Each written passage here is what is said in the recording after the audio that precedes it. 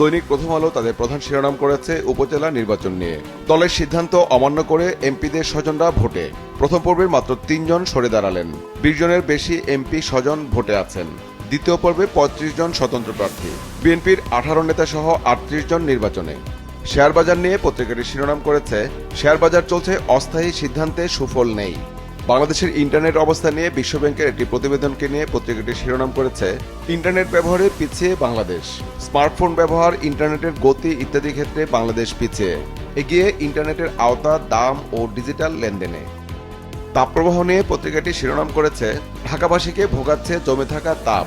আবহাওয়ার পূর্বাভাস নিয়ে বলছে, তাপপ্রবাহের সতর্কবার্তা আরও ৩ দিন বাড়ল।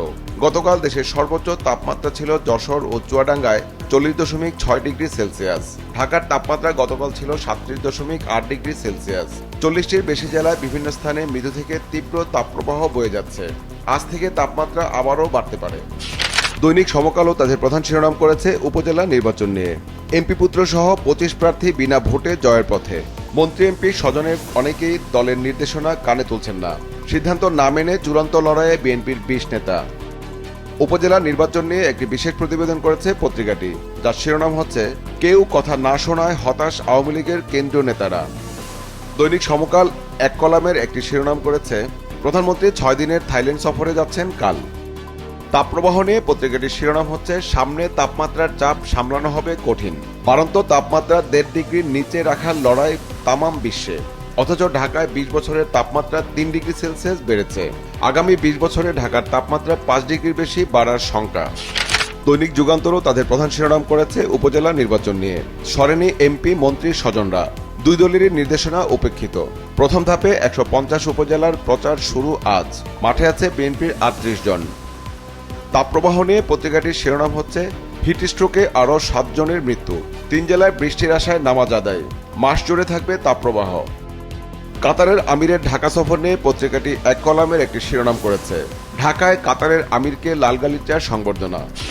দৈনিক বাংলাদেশ প্রতিদিন তাদের প্রধান শিরোনাম করেছে, অবৈধ অস্ত্র নিয়ে। উপজেলা নির্বাচন ঘিরে বাড়ছে সংঘর্ষ, মারামারি, গুলি, হত্যা। অবৈধ অস্ত্রের ছড়াছড়ি।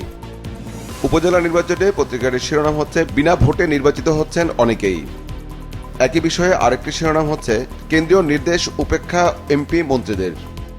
পত্রিকাটির আরেকটি শিরোনাম করেছে, সাবেক আইজিপি বেনজিরের দুর্নীতির অভিযোগ নিয়ে। বেনজিরের দুর্নীতি অনুসন্ধানে দুদক। 3 সদস্যের কমিটি গঠন, হাইকোর্টের রিট।